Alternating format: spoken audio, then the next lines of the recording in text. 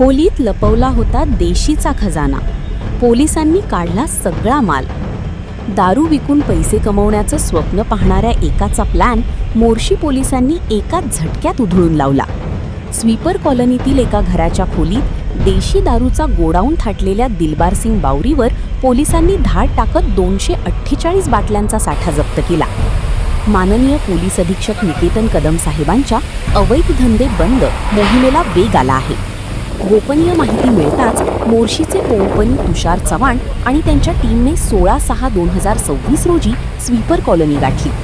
घराची झडती घेतली तर काय, खोलीच्या कोपऱ्यात पोत्यांमागे लपवून ठेवलेल्या 248 देशी दारू बाटल्या सापडल्या. किंमत तब्बल 10,800 रुपये. 52 वर्षीय दिलबारसिंग मोतीसिंग बावरी राहा स्वीपर कॉलनी याला वाटलं होतं की खोलीत लपवलं म्हणजे पोलिसांना अवैध देशी दारू सापडणार नाहीत. पण मोर्शी पोलिसांच्या डोळ्यातून काही सुटत नाही. पंचांसमक्ष सगळा मुद्देमाल जप्त करून त्याच्यावर महाराष्ट्र दारूबंदी अधिनियम कलम 65E नुसार गुन्हा दाखल झाला आहे. ही कारवाई माननीय अप्पर पोलीस अधीक्षक दत्ता तोटेवाड आणि उपविभागीय पोलीस अधिकारी मोर्शी यांच्या मार्गदर्शनात झाली.